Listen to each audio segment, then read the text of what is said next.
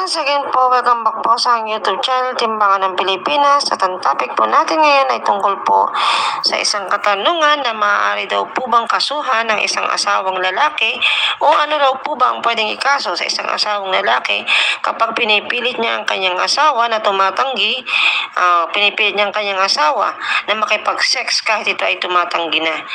So ito po guys, basahin natin. Marital rape. Can a husband be liable for rape committed against his wife? So yan, napakalinaw. Ayon po sa Article 68 of Executive Order Number 209 or otherwise known as the Family Code of the Philippines obligates the spouses to love one another. Umaharang daw ang bawat isa. Article 68, the husband and wife are obliged to live together, yan, observe mutual love, respect, and fidelity, and render mutual help and support.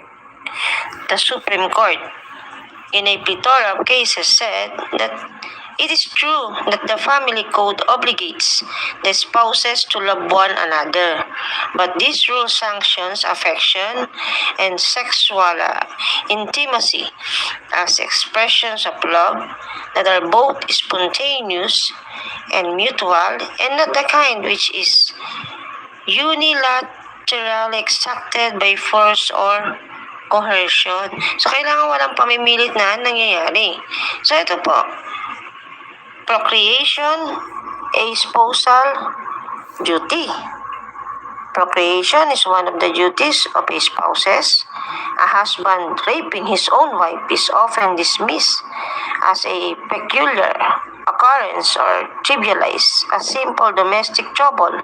In view of the popular yet outdated belief that it is the wife's absolute obligation to submit to her husband's carnal desires. So, during the 17th century, the marital exemption rule, coined by Sir Matthew Hill, a Chief Justice in England, was used as a defense which states that the husband can't be guilty of a rape committed by himself upon his lawful wife, for by their mutual matrimonial consent and contract the wife had given up herself in this kind unto her husband, which she cannot retract. Rule no longer applies.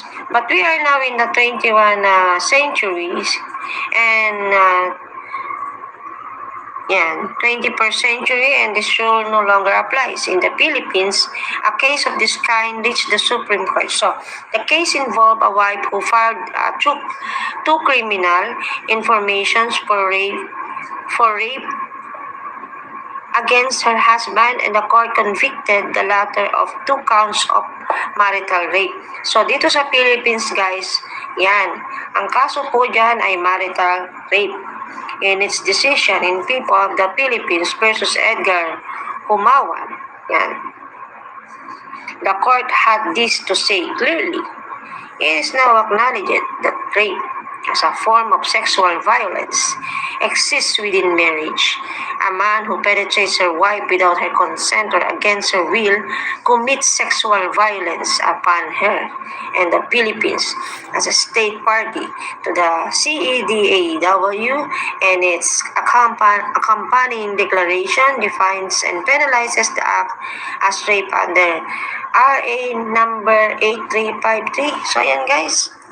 So, yung mga, yan, tatay natin dyan, mga kalalakihan diyang lalaking may asawa, kung yung pipilitin ng asawa nyo na makipagtalik kapag ito'y tumatanggi, kasi pwede nila kayong kasuhan ng isang kaso na tinatawag na marital rape. So, yan, kailangan hindi against the will ng inyong asawa kapag siya nakikipagtalik. Hindi porket asawa mo ay parang yung sa isang story na basa ko na maya siya pinupwersa makipagtalik kahit nga yun ay against the will. So naisip niya, ano bang, bakit ganito? Kahit ayaw niya, kahit pagod siya, kahit ano, bakit maya siya pinipilit makipagtalik ng kanyang asawa? So ang ginawa niya, parang nagtanong siya, parang kasi naisip niya, hindi ba kaya ito pasok sa isang kaso na tinatawag na marital ano yan? Marital rape? So yan nga po. So dati, nung pinatupad yung batas na yan, pero dito kasi ang sabi dito kasi sa binasa natin, di ba? Noon yun. But we are now in the 21st century and this rule no longer applies in the Philippines. A case of this kind reached the Supreme Court. So yun. The case involved a wife who filed 2 criminal informations for rape against her husband, and the court convicted the latter 2 counts of marital rape. So, ibig sabihin, clearly it's now acknowledged that rape as a form of sexual violence exists with marriage. Di ba? Upon who penetrates her wife without her consent and against her will commits sexual violence upon her. So ito po guys, in 1997, RA number 835G eradicated the stereotype concept of rape in Article 335 of the RPC. The law reclassified rape as a crime against person and removed it from the ambit of crimes against chastity. Section 1 of the law, which unqualifiedly uses the term man in defining rape. It is unmistakable that RA number 835G penalizes the crime without regard to the rapist's legal relationship with his victim. Thus, Article 266A, rape, when and how committed. Rape is committed, number 1, by a man who shall have carnal knowledge of woman under any of the following circumstances.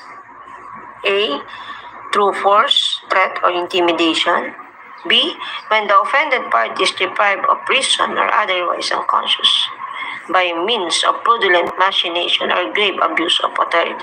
And when the offended party is under 12 years of age or is demented, even though none of the circumstances mentioned above be present.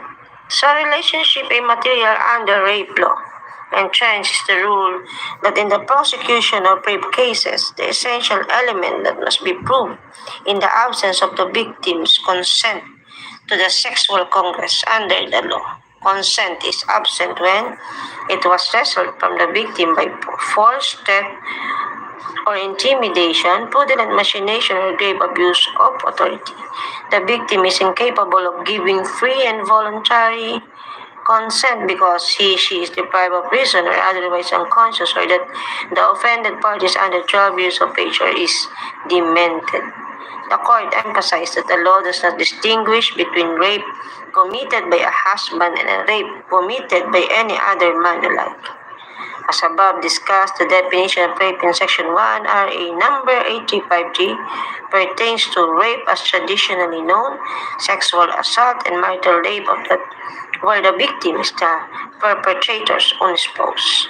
Single definition for all 3 forms of the crime shows that the law does not distinguish between rape committed in wedlock and those committed without a marriage. So hence, the law affords protection to women raped by their husband and those raped by any other man alike.